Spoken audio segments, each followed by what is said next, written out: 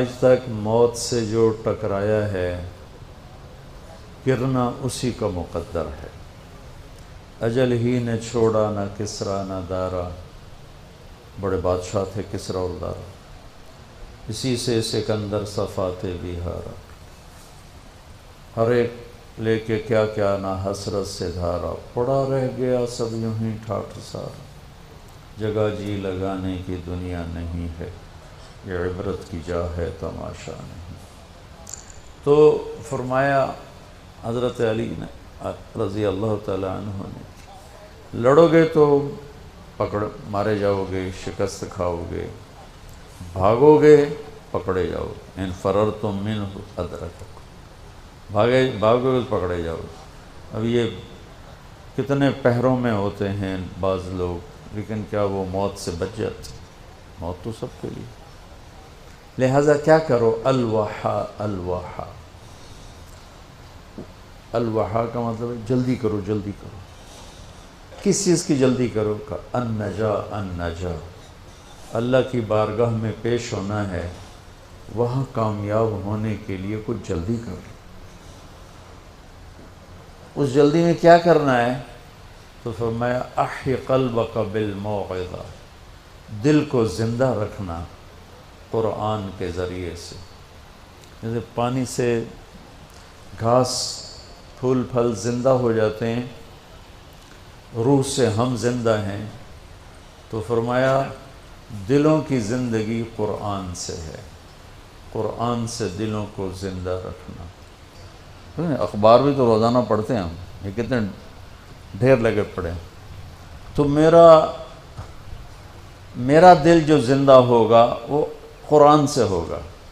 وَنَوِّرْهُ بِالْحِکْمَةِ، اور اسے روشن کر، وہ کس سے؟ کہ نبی کی باتوں سے، نبوت کے تذکروں سے، نبوت والے اخلاق سے، نبوت نبی کی سیرت سے اس کو زندہ کر۔ وَقَوِّهِ بِالزُّهْدِ، اور دنیا کی بے رغبتی سے اس کو طاقت دے۔ دل کا ٹونک زہد ہے، دنیا کی بے رغبتی۔ وَظَلِّلْهُ بِالْمَوْتِ، اس کی بھی لگام ہے، بے لگامہ ہو جائے تو تباہی پھیر دیندہ ہے، اس کو لگام چڑھا موت کی یاد کی۔ وَقَرِّرْهُ بِالْفَنَا، اور اس سے اقرار لے کہ مر جانا ہے، مر جانا۔ بھائیو، بڑے سے بڑے عدد کو زیرو سے ضرب دو تو زیرو ہو جاتا ہے، 100 انٹو 0 0، اور ٹریلین انٹو 0 0، 1 خرب ضرب 0 0۔ اللہ کی قسم، ساری زندگی کی عزت، دولت، شہرت، بلندیاں، مرتبے، حیثیتیں، عہدے جب موت سے ضرب کھاتے ہیں زیرو ہو جاتے ہیں۔